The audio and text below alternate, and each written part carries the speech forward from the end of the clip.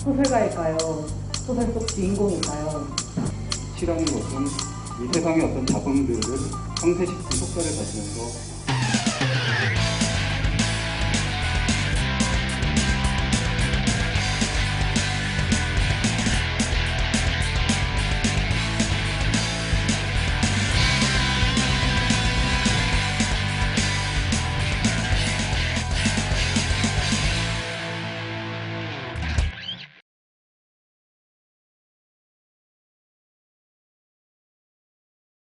민정아, 이건 시 제목이 아니고요.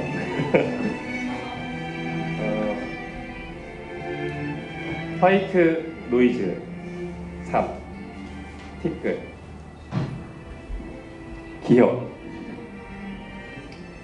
누명을 쓴다는 것은 무중력의 감옥에 갇히는 일. 나에겐 더 이상 감당할 무게가 없다. 퇴화한 날개쪽지와 어감을 대신하던 바람. 그들도 이곳에 오면 한 무리 비약으로 몰려다녀야 한다. 혈안이 된 간수들이 몇 줄 문장을 훑어 눈물을 감시할 때 나의 절규는 기표가 없는 슬픔보다 이물감에 가깝다. 광인의 말문으로 탈주해 응시의 윤리로 사라지는 속내를 고해라고 부를 수 있을까? 낡은 서가에 가면 타인의 혀로 눈을 씻는 사람을 본다. 보이지 않는 내력만큼 심파의 운율을 감당해 온 혈육에겐 몇 장의 백지가 설태로 펄럭이고 나의 죄악은 시선이 닿지 않는 자리에서조차 환영을 떠올린다는 것. 먼지 낀 거울에 비친 말의 전신을 바라보며 우리는 표면과 내부를 동시에 소망한다. 그러므로 부재한 신의 기도는 매 순간 햇살에도 매복이 가능한 폭동을 지녀야 한다.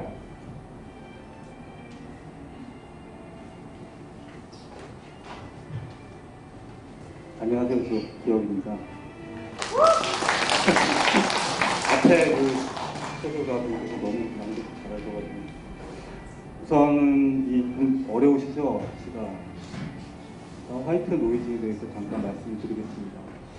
그 세상에 많은 잡음들이 있는데 그 잡음들을 상쇄시키는 것 역시도 잡음입니다. 예를 들어서 어떤 소리가 날 때 음악을 틀어놓는다든가 물을 틀어놓는다든가 그것이 화이트 노이즈의 어떤 극대화된 형태입니다. 그래서 제가 생각할 때 이 시라는 것은 이 세상의 어떤 잡음들을 상쇄시키는 효과를 가지면서 배경이 되는 소음을 만들어주고 이 어려운 뭔가 이 잡음 같다라고 느낄 때 그 무대 위에서 듣는 사람으로 하여금 주인공이 되게 만들어주는 그런 시라고 생각이 돼서 제 낭독회 맨 앞부분에 뽑아봤습니다. 감사합니다. 한국문화예술위원회가 등단 5년차 미만 신인 작가를 대상으로 우수 작가를 발굴하고 양성하기 위해 진행 중인 기념 콘서트 파릇파릇 시시한 밤 소소한 밤 마지막 8번째 행사 2부 기억 시인의 시간입니다. 그러면 기억 시인은 과연 어떤 사람인지 알아볼까요?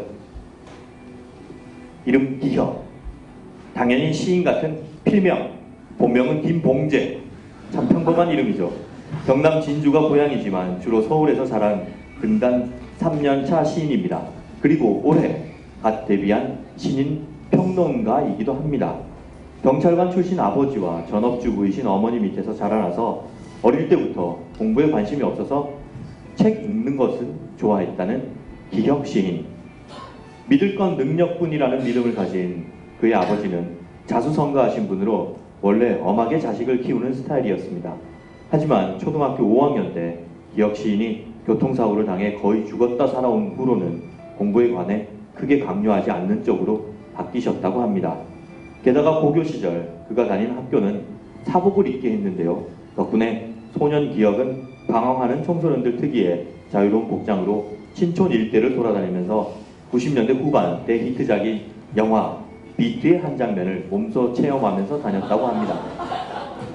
고교 시절 국어와 영어는 제법 했지만 수학에는 관심도 능력도 의지도 없었다는 전형적인 문과생. 그래서 수학 시간에는 교과서에 나오는 수필이나 소설을 수학책 위에 두고 몰래 읽기 시작했다는데요. 훗날 사회에 나와서 친하게 지내는 사람들 중 상당수가 수학 교사나 강사이기도 한다는 것은 삶의 아이러니라고 합니다. 애초에 처음 들어간 대학에서 연극 동아리 활동을 하다가 연극 비평에 관심이 생겨서 한국예술종합학교 연극원에 다시 들어간 기억시인. 하지만 여러 사람과 뜻을 맞춰가며 해야 하는 연극 작업이 본인의 성격과 맞지 않아서 이후에 자퇴, 재입학 등 복잡한 과정을 거쳐 다시 같은 학교 서사창작학과에 들어갔다고 합니다.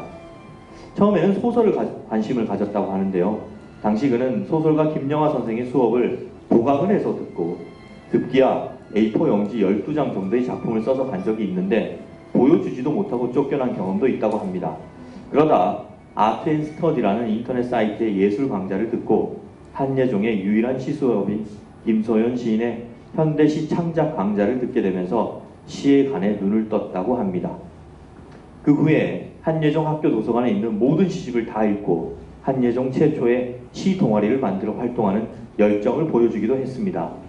한편 그가 생애 처음 쓴 소설 집필 장소는 경기도 고양시 창릉 동사무소입니다. 공익 근무 중에 주민등록 등본 파지에 그것이 소설인 줄도 모르고 썼다고 하는데요. 그 소설로 2007년에 청년 토지문학상에서 장려상을 수상하는 쾌거를 이뤘다고 합니다. 대학 졸업 이후에 조금 더 심도 있게 문학 공부를 하려고 국문학과 대학원에 진학을 했습니다. 그러나 한예종의 자유로운 학풍과는 사뭇 다른 분위기에 또 자신이 생각하는 것과는 다른 교과 과정에 실망을 해서 2학기 정도는 방황의 시기를 거쳤다고 합니다.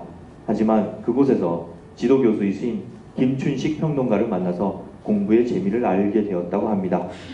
기억 시인의 시에 대해서 누군가는 이렇게 읽었습니다. 차세대 시인 선정 이유를 조주연 배우의 낭독으로 듣도록 하겠습니다.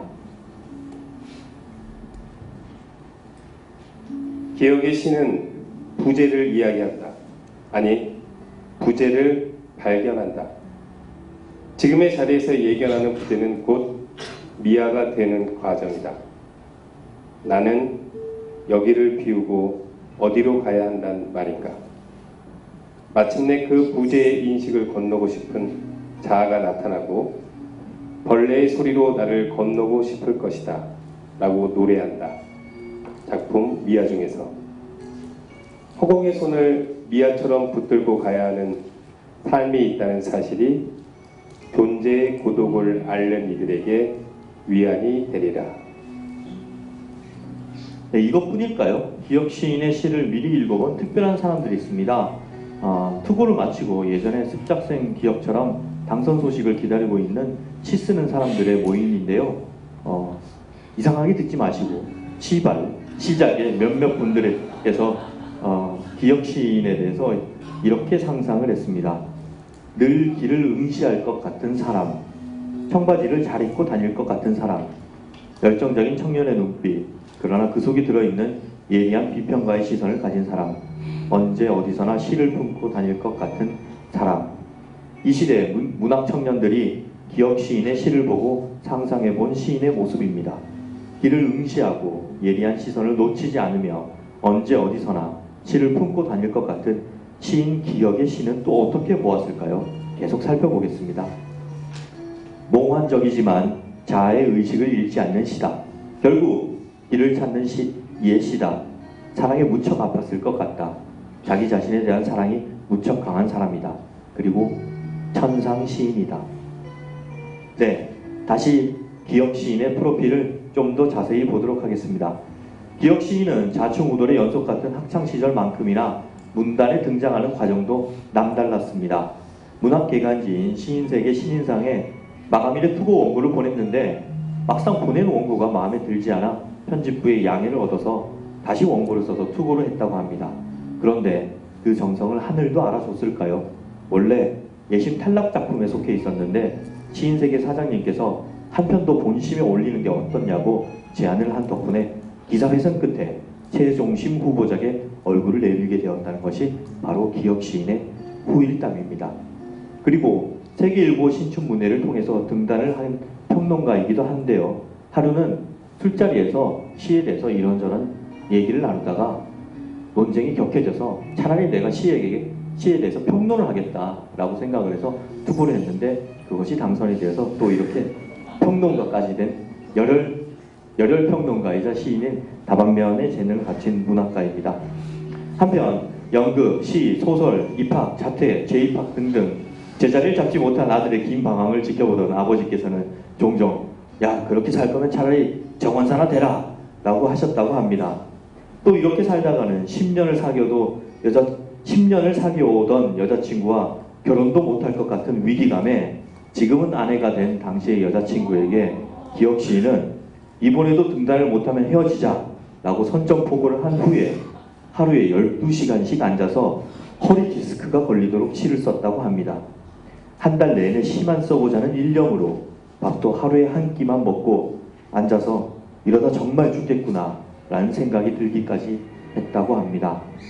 이런 남다른 노력 덕분에 등단을 한 시상식장에서 그가 남긴 수상소감은 너무나도 당당하게 이제 등단을 했으니 결혼을 하겠다 라는 것이었습니다.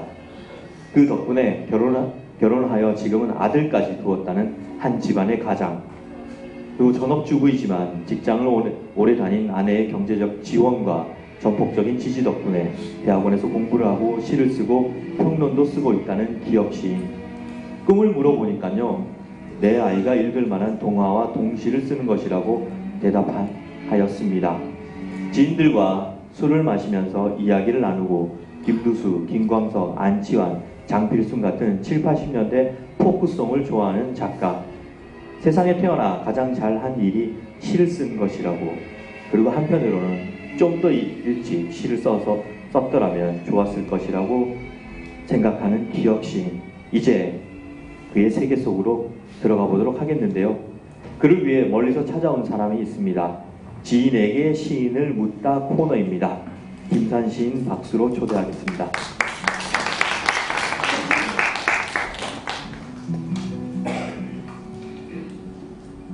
안녕하세요.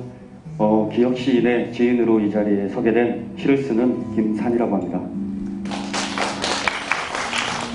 기억 시인과의 여러 관계나 이런 것들은 첫 좀 키워드죠. 따라쟁이, 이걸 통해서 말씀드리겠는데요. 저는 2007년 시인세계 보모, 그러니까 32살에 등단을 하였고요. 그러니까 기억 시인도 시인세계 2010년 보모, 그러니까 32살에 똑같이 했습니다.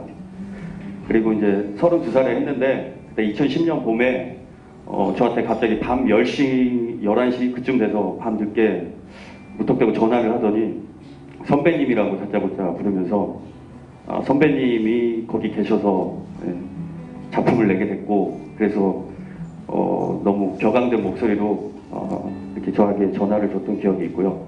그래서 저는 그냥 좋다는 기분보다 솔직한 마음으로 또 젊은 친구 한 명이 또 인생을 좀 빡세게 살겠구나 이런 생각을 했고요.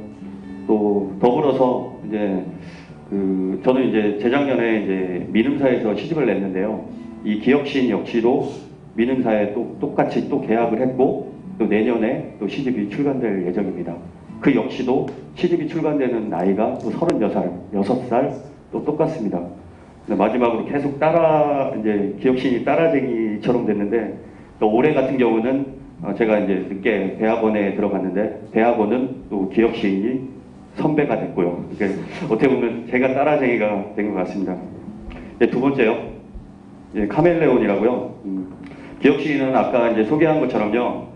처음에 연극 배우의 꿈을 꾸고 또 희곡을 썼고요. 그리고 시로 등단했고, 또 평론으로 또 등단했고, 또 소설을 쓰기를 또 이제 하고 싶어 하고요.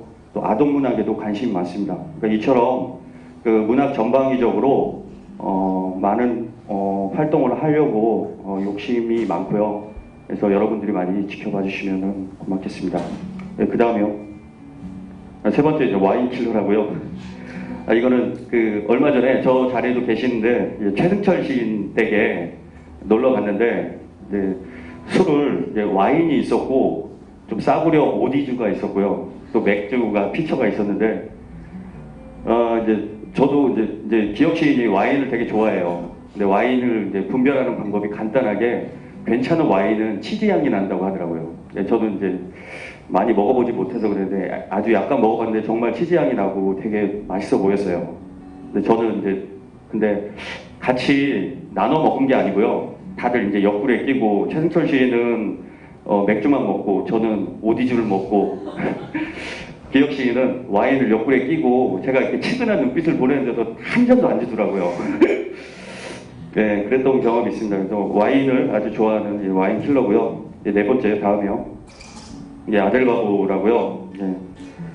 기혁 시인 지금 아들이 아까도 얘기했지만은 지금 나온 지가 이제 나온 게 아니라 지금 기혁 시인 이제 아들이 태어난 게 얼마 안 돼요. 이제 7월 1일 날 태어났는데 얼마 전에 이제 100일 잔치를 했고요. 근데 항상 얘기를 해요. 이제 막 동영상 같은 거 보면서 덩치가 남다리 크다. 그리고 자지러지게 막 운다. 또 되게 극성스럽다. 막 그러니까 뭐 얘기하기로 막 성격이 지랄 같다고 막 얘기를 해요. 근데 누굴 닮아서 그런지 막 모르겠다고 하는데 제가 생각할 때는 그대로 그냥 붕어빵이거든요. 예. 생긴 것도 그렇고 되게 이제 잘생기고 그랬는데 근데 하루는 이제 술 먹고 2차로 이제 가려고 택시를 타고 가는데 뒤에서 술도 얼큰하게 먹는데 이제 동영상을 보면서 혼자 막 키득키득 웃더라고요. 예, 그런 거 보면은 거기서 이제 웃음을 짓는데 참 아빠 미소 같다는 생각이 들었고요. 예, 다음이요. 5번째. 예, 항공모함 탑 운동화. 이거는 제가 2년 전 이맘때 신촌에서 북콘서트를 했습니다. 예, 시집 나온 기념으로요. 그때 기혁 시인이 신발을 선물을 해줬는데요. 뭐 우리나라에서는 찾기 힘든 뭐 수입 병행해서 한 거라고 이제 은색 그 멋진 탑 운동화였는데 제가 260mm를 신는데 280mm를 주더라고요. 그래서 이거 어떻게 하나 이제 생각해 보니까 제가 키가 좀 작으니까 키 높이로 막 깔창을 여러 개 깔아라 이런 뜻 같아서요. 근데 다른 거 없냐 하니까 금색으로 샀는데 자기 거는 290mm라고 하더라고요. 그래서 바꿀 수가 없었고요. 그러니까 오늘 이 자리에 기념으로 그것을 신고 오려고 했는데 깔창이 모자라가지고요. 그냥 포기하고 신고 오지 못했습니다. 마지막으로요. 기혁 시인의 본명입니다. 김봉재. 시인 기혁은요. 문단이나 학교에서는 되게 모던하고 세련되고 냉철하고 대단히 객관적이고 이성적인 친구로 통합니다. 근데 밖에 나온 인간 김봉재는 되게 빈틈이 좀 많고요. 허당기도 있고요. 또 인간적이고 상당히 되게 정적입니다. 그러니까 마지막으로 시인 기혁과 또 인간 김봉재 이게 두 기혁과 김봉재라는 인물이 같이 공존하는데 그러니까 여러분들이 좀 관심과 격려를 많이 가지시고 앞으로 많은 사랑 부탁드리겠습니다. 예, 감사합니다.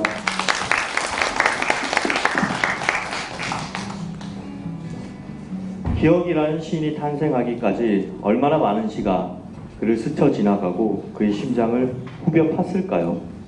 지금 그를 있게 한 시, 나를 쓴 시를 소개합니다.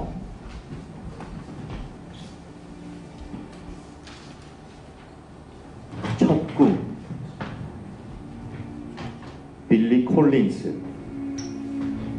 황량한 바람이 유령처럼 불어오는 밤, 잠의 문전에 기대어 나는 생각한다. 세상에서 맨 처음으로 꿈을 꾸었던 사람을. 첫 꿈에서 깨어난 날 아침, 그는 얼마나 고요해 보였을까. 자음이 생겨나기도 오래전 짐승의 표피를 몸에 두른 사람들이 모닥불 곁에 모여서서 모음으로만 서로 이야기를 나누고 있을 때 그는 아마도 슬며시 자리를 떠났을 것이다. 바위 위에 걸터 앉아 안개가 피어오르는 호수 깊은 곳을 내려다보며 도대체 무슨 일이 일어난 것일까? 어떻게 가지 않고도 다른 곳으로 갈 수 있었단 말인가? 홀로 생각에 잠기기 위해 다른 사람들은 돌로 쳐 죽인 뒤에만 만질 수 있었던 짐승의 목에 어떻게 팔을 두를 수 있었던 것일까? 살아있는 짐승의 손뼈를 어찌하여 그리 생생하게 목덜미에 느낄 수 있었단 말인가. 그리고 거기 한 여인에게도 첫 꿈은 찾아왔으리라. 그가 그랬듯이 그녀 역시 홀로 있고 싶어 자리를 떠나 호숫가로 갔겠지. 다른 것이 있었다면 젊은 어깨에 부드러운 곡선과 가만히 고개를 숙인 모습이 몹시도 외로워 보였을 것이라는 것뿐. 만일 당신이 거기 있었더라면, 그래서 그녀를 보았더라면 당신도 그 사람처럼 호숫가로 내려갔으리라. 그리하여 타인의 슬픔과 사랑에 빠진 이 세상 첫 남자가 되었으리라. 예, 제가 굉장히 좋아하는 시고 밀리 콜린스라는 미국의 개관 시인이 쓴 시입니다. 그 아까 오프닝 때 제가 시는 어떤 노이즈, 화이트 노이즈와 같다고 말씀드렸는데 이 노이즈는 형체가 없고 잡음이지 않습니까? 그러면 그 노이즈를 듣고 우리는 많은 상상을 할 수가 있습니다. 가령 바다를 상상을 할 때 제일 좋은 방법은 바다를 그리는 것이 아니라 그 조개 껍데기를 귀에 대고 그 어떤 소음을 듣는 것입니다. 그 소음을 들음으로써 인해서 우리는 가장 생생하게 바다를 느낄 수 있습니다. 그런 능력을 시가 저희에게 저희 잠재된 능력을 깨우친다고 저는 믿고 있습니다. 그래서 이 시를 나를 쓴 시에 포함시켜서 여러분께 양독을 부탁드리게 됐습니다.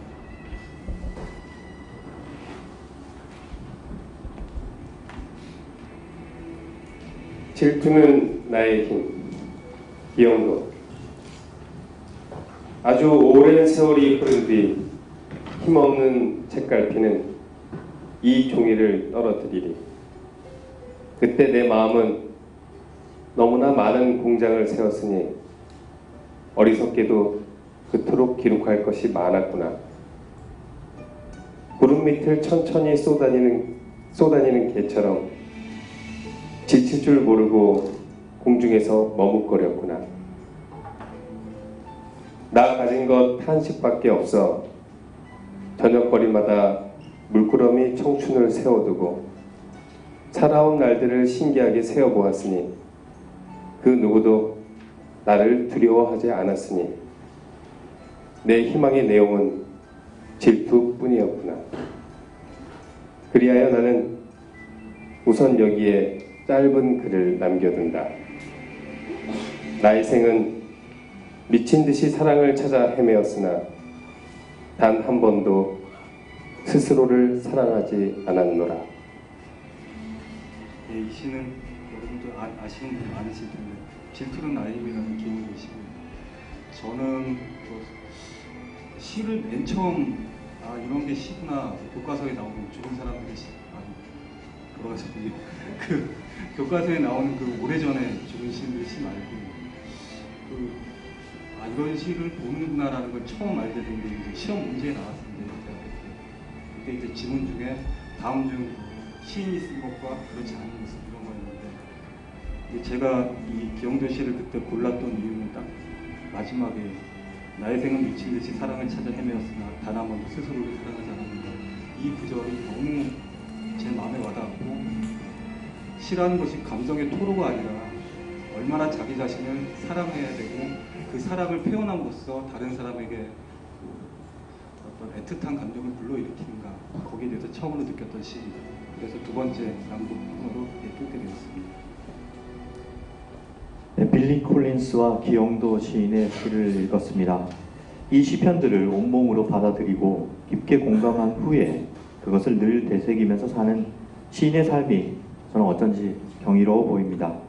나를 쓴 시에 이어서 이번에는 내가 쓴 시라는 시간입니다.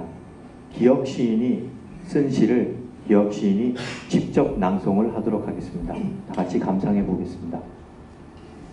미야, 선수해. 여름의 끝을 본 적이 있는가?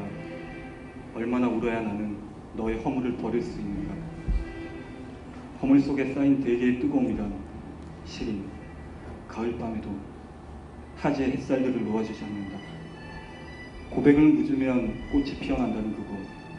심장이 뛸 때마다 펼쳐진다는 영갈색 벌판 아래 너는 여름의 마디를 품고서 다시 내려가야만 한다. 죽음보다 높고 시린 굴곡을 지나 스스로도 허물어뜨리지 못한 폐허의 생태를 이루네. 최초의 여름은 여름의 곁으로 다가섰어도 낯선 계절이 된다. 허공에 손을 미아처럼 붙들고 미성년의 쥐팥으로 바스락거리던 사람의 빈자리는 어떻게 침묵을 견디는가. 매미가 없는 날들의 선성이 들릴 때 그들의 성대를 여행이라 부를 수 있다면 나는 벌레의 소리로 나를 건너고 싶을 것이다. 지금 낭독을 잘 못하는 편인데 이 시는 이번에 이제 지원 여기 선정자료기도 하고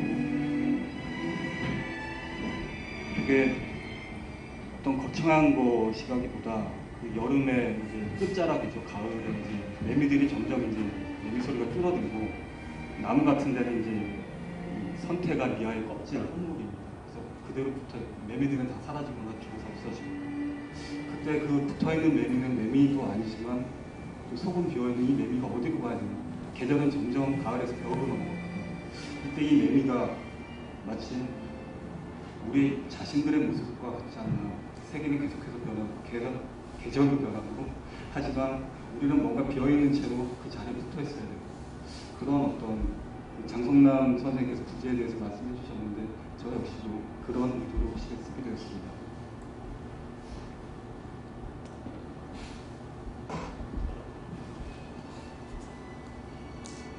빈티지 김봉재 기억. 유령처럼 미아가 되었을 때 우리는 청바지를 입고 있었다. 구름은 언제나 앞뒤 없는 직전을 지녔지만 찢어진 무릎팍 앞에선 뒷모습의 치수로 나이와 슬픔을 표시해야 했다. 동물원과 놀이터에서, 호프집과 재즈바에서 일부러 그은 상처와 시간의 마모를 견디지 못한 상처가 위치라는 미래로 속살을 공유하다 보면 가장 아픈 부위는 사람의 손을 탄 곳일 텐데 유년의 인디고 물감이 빠진 자리에 상처마다 덧댄 물고기 패치가 늘어가는 사이 접어 올리지 못한 그림자의 밑단은 뒷골목에 떨어진 햇살과 철진한 유행가의 후렴뿐인 이별을 바다로 알고 헤엄쳐 다니기도 했다. 유리창과 백사장에서, 백화점과 모던바에서 우리는 청바지를 입고 청바지가 걷는 곳은 늘 첨단이었고 공업용 세탁기 속에선 피 묻은 흉내병자의 생애까지도 서부의 카우보이보다 짙은 석양의 뗏물이 배어나왔다. 사람을 만나는 순간 중부의 삶을 시작하는 가랑이는 광부들의 행동만큼 어두웠지만 엄마의 손을 놓친 것들은 왜 멋이 있을까? 서쪽으로 돌아나온 것들은 왜 명찰이 없는 것일까? 저마다 미아처럼 폼을 잡는 세계에서 우리는 스스로 버려질 줄도 알아야 한다. 유행은 돌고 도는 것이 아니라 저울의 무게로 값을 매겨주는 것. 그리하며 모든 사랑과 연민의 호칭을 킬로그램으로 환산해 보는 것. 누군가는 자신의 청바지를 알아보기 위해 상표 대신 이름을 붙여놓기도 한다. 빈티지 김봉재. 이 시는 좀 제 필명을 쓰다가 본명을 등장시킨 시인데 다른 것보다 아까 그 기영도시에서 봤던 자기 자신을 한번 사랑해 봐야 되겠다 이런 생각이 들었고요. 다른 것은 어떤 청바지라는 것, 다른 옷보다도 우리가 항상 입고 있는 이 청바지 찢어지면 또 찢어진 데도 있고 입다가 다시 팔면 또 그제로 또 팔리기도 하고 이런 청바지가 자기 자신과 같다. 그러니까 좀 떳떳하게 드러내는 것이 아니라 무언가 드러내기 힘든 그런 것을 간직한 내 몸이 아닐까. 그래서 저도 제 필명 대신에 본명을 읽고 천만지대에서 시를 쓰게 됐습니다. 네, 이 시편들을 위해서 봄부터 아니 예부터 김봉재는 그렇게 울었나 봅니다. 여러분들 많이 기다리셨습니다. 드디어 제가 이제 기억 시인과 마주 앉아서 이야기를 나누는 시간입니다. 그런데 멀리 이 자리를 위해서 달려와 주신 분이 한 분 계십니다. 인간 기억에 대해서 그리고 시인 기억에 대해서 그리고 그의 시에 대해서 가감없이 솔직한 이야기를 나눠주실 텐데요. 지금 이 자리에 나와 계신 이 미남 시인 정용효 시인 함께 자리해 주셨습니다. 박수 부탁드립니다. 자, 잠시 정용효 시인에 대해서 소개할게요. 정용효 시인은 2009년 서울신문 신춘문예로 등단하여서 기억 시인과 함께 동국대 대학원에서 같이 공부를 하고 있다고 합니다. 시인 기억과 인간 김봉재에 대해서 낱낱이 까발려 주시기 위해서 이 자리에 함께 해주셨습니다. 제가 개인적으로 불만인 게 왜 이렇게 키 큰 사람들은 키 큰 사람들이랑 노는 겁니까? 잘생긴 사람들은 잘생긴 그런 사람들끼리만 어울려서 이렇게 저 같은 사람을 소외를 시키는지. 반갑습니다. 정영효 시인님. 네, 반갑습니다. 네. 오늘 기억 시인의 든든한 이야기 손님으로 이 자리에 함께 해주셨는데 저기 객석에 앉아서 바라보시면서 어떤 생각 드셨는지요? 일단 작가 소개 봤을 때요. 제가 기억을 정말 모르고 있었구나라는 생각을 많이 했고요. 그러니까 저한테 술 먹으면서 뱉었던 얘기들이 있거든요. 네, 이런 얘기들하고 나한테 했던 것도 다 거짓말일까라는 생각도 했었고 그냥 아무것도 모르고 제가 관객 입장에서 봤으면 넘어갈 수 있다. 네, 저 사람은 이미 죽은 사람인가? 네. 왜 이렇게 위대하지라는 생각까지 했었고요. 일단 오늘 와가지고 뭐 친구로서 지인으로서 조금 더 알고 간 느낌? 네. 뭔가 많이 포장이 됐다는 느낌인데 변론의 기회는 이따가 드리고요.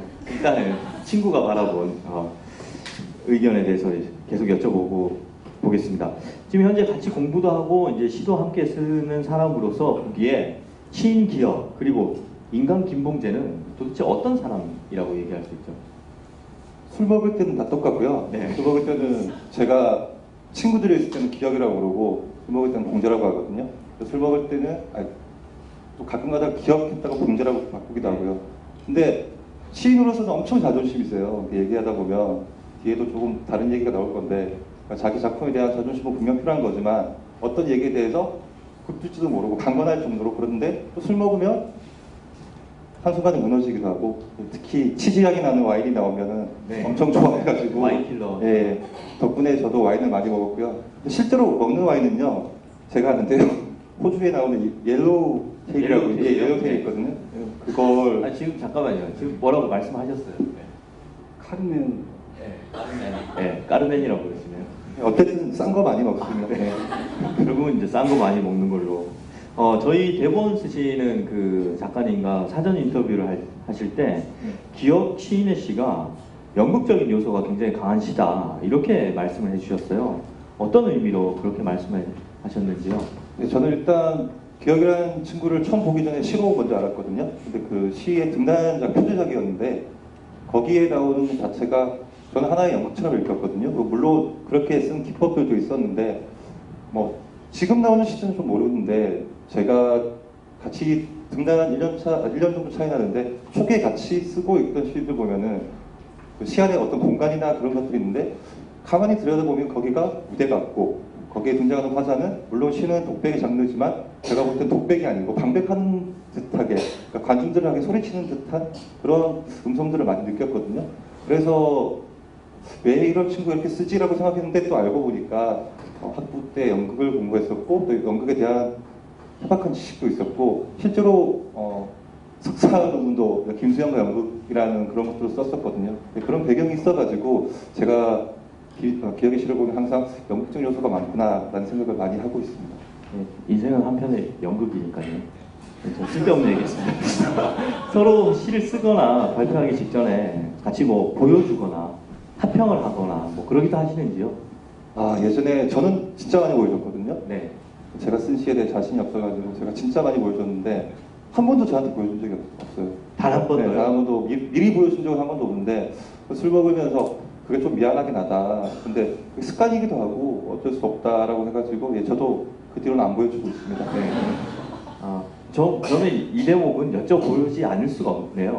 기혁 씨는 왜 그렇게 정영호 시인에게 시를 안 보여주셨나요? 저보다 잘 써서 아, 이렇게 훈훈하게 다시 보여줘야겠는데요, 서로. 그러면 까요. 아, 그렇군요. 예. 지금이 적당한 걸로 그렇게 정리를 해야겠습니다. 안 보여준 이유가 있었네요. 네. 기혁 시인의 시를 맨 처음 접하는 독자들이 뭐 많을 텐데, 그래서 혹시 작품이 낯설고 어렵다고 느끼는 독자들이 이해를 돕기 위해서 기혁 시인의 시 세계에 대해서 정영호 시인이 좀 말씀을 해주시면 좋겠고요. 그리고 또 하나 부탁드리자면, 기혁 시인의 이 작품 혹은 이런 면은 이렇게 읽어줘야 된다라고 제안 혹은 당부의 말씀을 좀 부탁드려도 될까요? 비평가에서 제가 비평을 하긴 그렇고요.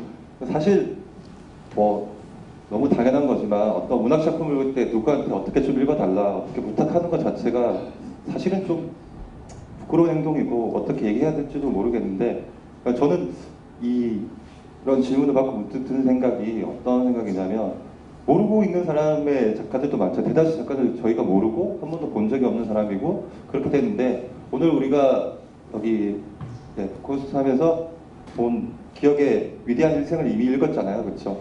그렇게 됐으면 이것도 은연이라고 생각하거든요. 그냥 볼 때 혹시나 나중에 뭐 잡지를 들추는데 기억이라는 이름이 나오고 서점에 갔는데 기억이라는 시집이 나왔다. 그때 되면 어쨌든 지금 여기 참가하신 분들은 기억 속에 있을 것 같아요. 기억 좀 비슷하네요. 어쨌든 기억이 기억의 기억이니까. 기억. 역시 시인들이라 라인이 좋네요. 이거 원래 좀 먹혔는데 요즘에 잘 안 먹히네요. 어쨌든 그런 식으로 그냥 이런 인연으로 읽어줬으면 좋겠고요. 그러니까 어떤 시세계니까 어떻게 읽어달라. 이거는 사실 작가의 몫이고, 그리고 다 다르게 읽을 수 있는 책이니까. 근데 한 가지 조금 당부하고 싶은 거는, 기억시 중간중간 시 보면 시어들이 한자가 많이 나오거든요. 근데 그런 것들을 어려워하지 마시고 왜 이렇게 썼을까? 좀 찾아보고 앞뒤로 문맥을 보다 보면은 좀 다르게 다가오는 부분이 분명히 있더라고요. 그런 것들에 대해서 거부감을, 특히 오늘 오신 고등학교 독자들은 거부감을 안 느꼈으면 좋겠습니다. 네. 그럼 끝으로 기혁 시인에게 평소 하고 싶었지만 하지 못한 말이 있다면, 혹은 또 야, 이런 건 제발 좀 이렇게 해라, 이렇게 당부하고 싶은 게 있다면 한 말씀 부탁드립니다. 네, 오늘로서 제가 기혁씨하고 별로 안 친하다는 게 표가 나가지고요. 앞으로 있었던 자기 성장 과정이나 이런 것들에 대해서 좀 자세히 얘기해 줬으면 좋겠고, 실은 요즘에 기혁씨이 결혼을 하고 아기 낳고 그래가지고 저 지적으로만 보는 거거든요. 거의 제가 또 학교는 제가 조금 빨리 들어가가지고 제가 학교를 수료하고 거의 학교를 안 가가지고 기혁씨하고 학교에서도 볼 일도 없고, 그렇다고 기혁씨이 바빠가지고 아기하고 와이프가 있으니까 집에 맨날 왔다 갔다 하니까 저하고 보는 기회가 드는데, 그냥 다른 건 없고요. 연말 가기 전에 진하게 소주 한잔 했으면 좋겠습니다. 소주 기혁 시인이 사야겠네요. 사주실 거죠? 네. 자, 지금까지 정영호 시인이었습니다. 감사합니다. 그럼 저는 잠시 마이크를 이은선 소설가에게 넘기도록 하겠습니다. 네, 다시 돌아온 이은선입니다. 비웃으신 건 아니시죠? 알고 있습니다. 아까 정영유 시인 왜 우리 고등학교 친구들에게 한자를 그렇게 얘기하셨습니까? 저 친구들 똑똑한 친구들입니다. 보는 눈도 있고요. 다 알고 있죠? 이런 한자쯤이야 뭐 눈 감고도 쓸 수 있죠. 우리 국제고등학교 일진들. 빨리 진행하겠습니다. 예, 가끔 일문일답, 때론 OX 퀴즈입니다. 네, 아니요, 그리고 OX로만 대답을 해주세요. 연극, 소설, 시 중 가장 나하고 적성에 맞는 순서로 나열해 본다면? 예, 연극 소설 시요. 연극, 소설, 시요? 두 번째, 나는 시를 쓰지 않았다면 훌륭한 연극 배우가 됐을 것이다. X. 문학 평론을 쓸 때 대상 작가와의 관계, 인연 같은 건 전혀 생각 안 하고 글을 쓴다. O. 아내와 결혼한 것, 시를 쓰게 된 것, 둘 중 어떤 것이 살면서 더욱 잘한 일인가? 아내와 결혼한 거. 여기 혹시 사모님 와 계십니까? 오셨어요? 옆쪽에. 예. 저쪽에서 얼굴이 발그레지고 웃으신 분이 맞으시지요? 네, 이따 잠시 인터뷰 나눠보도록 하고요. 솔직히 기성 유명 시인 가운데 나보다 못 쓰는 것 같은 사람들 있다? X. 다시 한번. 있다? 세모? X. 앞으로 10년 이내 나는 꽤 문단에 알려진 유명 시인이 되어 있을 것이다. X. 요즘 가장 내 마음을 끄는 단어 3가지가 있다면? 현대문학, 이제야 안녕하십니까. 혹시라도 아들이 나중에 시를 쓰겠다고 하면, 전업 시인이 되겠다고 하면 뜯어 말리겠다? 오. 저 잠시 후에 돌아올게요.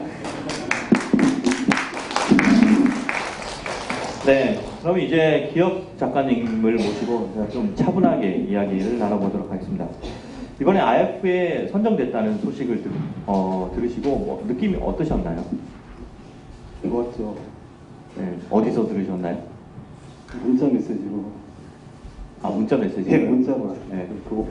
제가 아까 화장실에서 기억 시인을 우연히 만났어요. 둘이 이제 볼일을 보다가.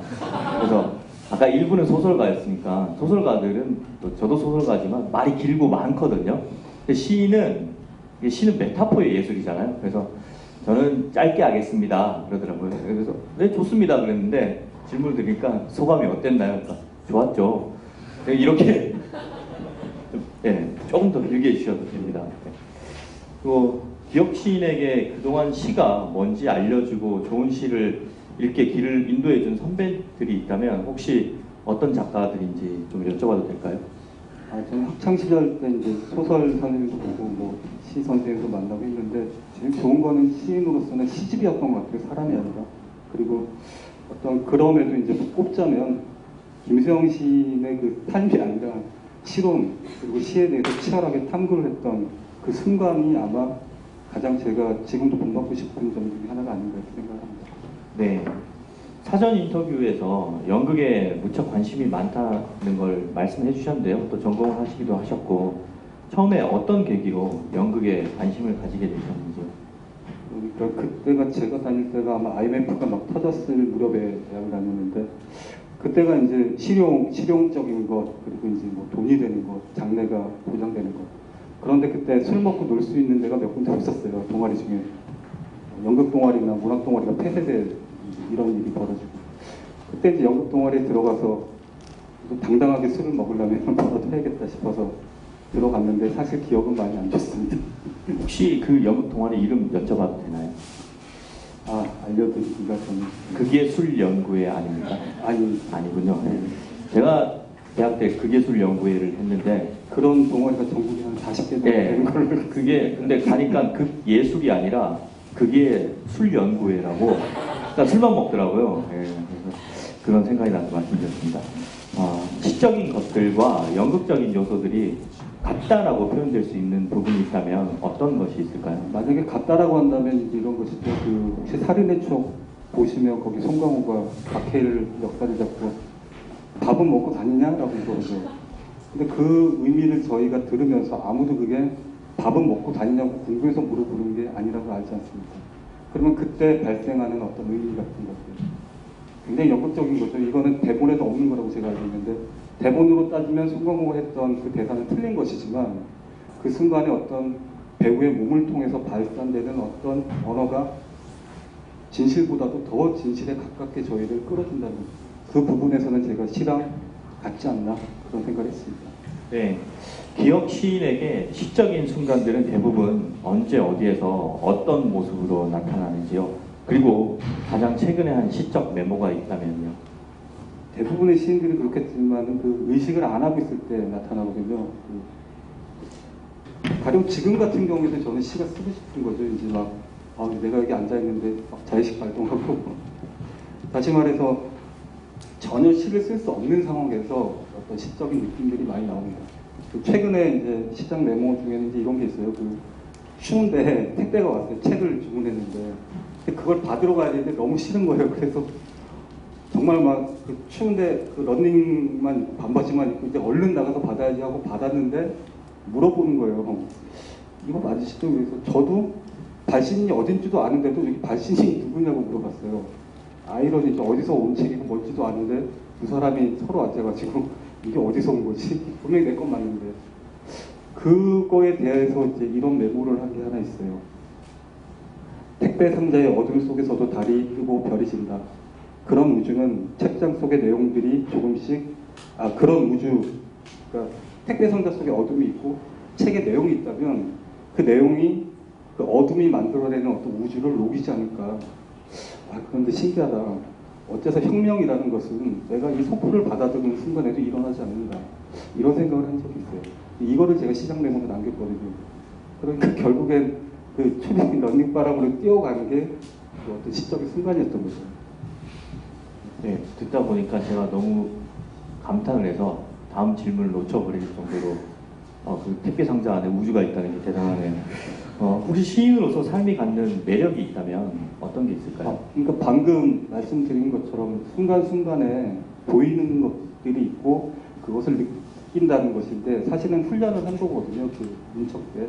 근데 그게 이제 일상화가 되다 보니까 재밌죠. 혼자서 멍하고 있으면서 생각하고 그게 아마 시인이 되는 게 제일 재밌고 좋은 점이 아닌가 생각합니다.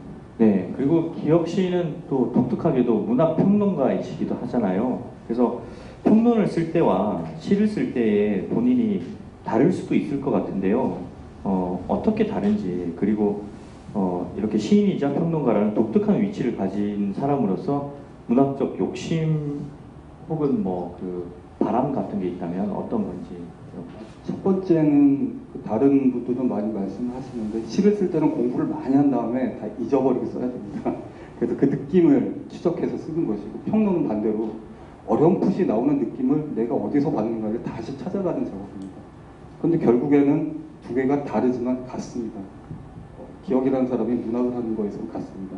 그래서 욕심이라면 저 사람이 시를 썼건 혹은 평론을 했건 어디서 두각을 나타낼 것이 아니라 저 사람은 문학이라는 것을 정말 치열하게 하면서 살았구나. 정말 저걸 업으로 해서 살았구나. 이 말을 듣고 싶은 게 좀 욕심입니다. 기혁 시인이 대답을 굉장히 잘해주셔서 아까 서울국제고 학생 두 분 지금 이예림 학생, 주유진 학생이 답변을 받아 적고 있거든요. 굉장히 역사적인 순간입니다. 요거는 뭐 편하게 답을 해주시면 됩니다. 살면서 혹은 시를 쓰면서 이것만은 포기할 수 없다라고 생각하는 게 있다면 무엇인지 궁금합니다. 순수성 같은 것입니다. 문학이든 사람이든 무엇이든 순수성이 가장 중요하다고 생각합니다. 네, 그러면 제가 드리는 마지막 질문이 될 것 같은데요. 앞으로 기혁 시인은 어떤 시를 쓰고 싶으신지요? 작가로서의 포부와 계획을 말씀해 주시기 바랍니다. 일단은 그 아까 영효가 말씀한 것처럼 영효가 이제 언급을 한 것처럼 시집을 이제 준비하고 있는데 좀 수정을 잘했으면 좋겠고 그리고 이제는 좀 두 번째 시집 얘기를 지금 하는 건 그렇지만 그때쯤 됐을 때는 뭔가 내 자신의 우울보다도 다른 사람을 볼 수 있는 시선을 좀 가졌으면 좋겠다 이런 포부가 있습니다. 네, 아까 정영호 시인을 살짝 그 하대하는 것처럼 느껴졌을지 모르겠지만 본심이 나왔어요. 영효가 말씀하신 것처럼. 네, 그러니까 친구를 정말 존경하고 있는 기혁 시인입니다. 자, 그러면 다시 타칭 미녀 소설가 이은선 작가에게 마이크를 넘겨서 현장 질문을 받도록 하겠습니다. 정말이지 타칭이어서 큰일 났다는 생각이 들고요. 인터뷰 때는 몰랐는데 기혁 시인에 대해서 다시 보게 되는 것 같아요. 사실 저희로서는 이 행사를 준비하려면 최소한 시를 50번 이상은 읽어야 막 이게 왔다 갔다 할 수 있거든요. 굉장히 현학적이고 멋있지만 그만큼 또 진실한 사람이 아닌가. 그에게서만이 나올 수 있는 빈티지 김봉재 같은 시가 누군가에게 굉장히 많이 읽혔으면 좋겠다라는 개인적인 소감 전해드립니다. 시인의 아내로 산다는 것이 사실은 이 시대에 과연 어떤 의미가 있을까? 우리가 익히 상상하는 것들, 그리고 남들은 정말 모르는데 안에 어떤 것들이 있을 거라고 생각이 듭니다. 사전 인터뷰 때 아내가 있어서 내가 이 자리에 있었다고 했습니다. 오늘 지켜보신 소감을 좀 말씀해 주세요. 이 자리에 와 있어서 참 뿌듯하고 많은 분들이 간 것 같긴 한데 아니에요. 왜냐하면 교회에서 온 고등학생 친구들이라 아마 시간 때문에 그랬을 겁니다. 이것 때문에 가는 건 아니고요. 오늘 어떠셨나요? 이 자리에 와 있어서 참 기분이 좋고 시인의 아내로 산다는 것은 어떤 시간들인가요? 외로운 시간이 그럼에도 불구하고 굉장히 훌륭한 지지자가 아닌가 하는 생각이 들고요. 남편이자 시인 기혁에게 한 말씀 부탁드리겠습니다. 앞으로도 많은 분들에게 사랑받을 수 있는 기혁 시인이자 평론가가 되었으면 좋겠습니다. 아내분이 자기한테만 사랑을 받을게요. 끝까지 거기 계시나요? 이러시면 어떡합니까? 멋있습니다. 예, 아내분이 끝까지 자리를 함께 해주셔서 그리고 지금 이 순간을 훗날 돌이켜 보신다면 정말 좋은 시간이지 않을까 싶은 생각이 들고요. 이 시간을 계속 기억하시면서 무너지는 순간이 있다면 벌떡 일어나는 기억신이 되셨으면 좋겠습니다. 현장 질문 한 가지만 받아보겠습니다. 아까부터 자꾸 손을 열심히 들고 있는 국제고등학교 친구인데요. 이름하고요. 어떤 질문 궁금한지. 안녕하세요. 일단 잘 들었고요. 저도 수학에 적성도 흥미도 의지도 없고 수학책에 시 맨날 끄적이는 시에 좀 미치는데 아까 시가 화이트 노이즈라고 하셨잖아요. 근데 제가 쓴 시 중에 짙은 하얀색이라고 있는데요. 그 하얀색 중에 너무 짙어서 다른 어떤 곳에 색깔도 묻어나지 않는 짙은 하얀색이 있을 거잖아요. 그런데 시 중에 짙은 하얀색을 띠는 시가 있을 텐데 독자들이 읽기에 현실 세계와 너무 동떨어진 느낌을 받을 수 있는 시들을 어떻게 풀어나가시는지 여쭤보고 싶습니다. 짙은 하얀색에 대한 질문인가요? 아니면 짙은 하얀색처럼 독자들이 받아들이기 어렵다에 대한 질문인가요? 그냥 솔직히 말하면은 작가님이 받으시는 하얀색의 느낌이 궁금합니다. 하얀색은 색깔이 없는 것이 아니라 색깔이 분명히 존재하죠. 그리고 짙은이 없습니다. 왜냐하면 거기에 무언가가 단 하나의 부수물이라도 섞이게 되면 용어를 앞에 붙여야 되죠. 아마 영어에서는 뭐 붙이지 않습니까? 오프 화이트 뭐 이런 식으로. 그런데 그것보다도 중요한 것은 그것을 분간해 낼 줄 안다는 감수성이죠. 감수성에서는 그 이름이 정건이요? 정건이 이건희가 아니고요. 정건희 학생에 대해 감수성이 있으신 것 같고 제 같은 경우에는 일단은 그냥 씁니다. 왜냐하면 제가 쓸 때 이것은 모를 수도 있다 이 생각을 분명히 하지만 시를 쓴다는 것은 일기장에 쓰는 것이 아니라 씀으로 인해서 이미 독자에게 보여주겠다는 것을 전제로 합니다. 그렇기 때문에 내가 나를 믿고 써야지 그렇게 안 하면 내가 나를 오히려 차단하게 됩니다. 그래서 좋은 표현들마저도 다 깎아내게 됩니다. 네, 감사합니다. 지금까지 현장 질문이었고요. 여러분 끝까지 잘 지켜봐 주시기 바랍니다. 지금까지 신비주의 미녀소설가 이은선이었습니다. 네, 답변이 잘 됐기를 바라고요. 여러분 박수 부탁드립니다. 지금까지 기억시의 시인이었습니다. 차세대 예술인력 프로그램 빠르 파르세 행사가 2013년 한 해를 줄기차게 달려왔습니다. 모두 아시다시피 오늘이 마지막 시간인데요. 지금까지 저희는 총 15명의 작가를 초대하여서 총 8회에 걸쳐서 행사를 진행했습니다. 현재까지 연출의 양현식, 기획의 한국문화예술위원회의 정대훈, 그리고 대본과 현장 진행의 이은선, 그리고 영상의 남이나, 사회는 저 최민석이 맡았습니다. 그간 행사 스텝 모두가 애를 써서 콘서트를 만들어 왔는데요. 신인 작가들의 첫 무대가 과연 어땠는지, 그리고 누구에게 어떤 의미로 다가갔을지 궁금합니다. 그리고 오늘 이 무대를 보러 온 전국 각지에서 올라오신 여러분들과 학생들이, 그리고 부모님들, 지인들이 있어서 이 시간들이 더욱 빛났다고 생각을 드립니다. 차세대 작가 지원 육성 프로젝트는 신진 작가들을 격려하고 응원하기 위해서 기획했습니다. 여러분들이 해주시는 가장 큰 선물은 이 자리에 와주시는 것도 정말 큰 선물이지만 이 작가들이 발표하는 작품을 읽고 성원해 주시는 것이 가장 큰 힘이 됩니다. 내년에도 많은 사랑 부탁드립니다. 감사합니다.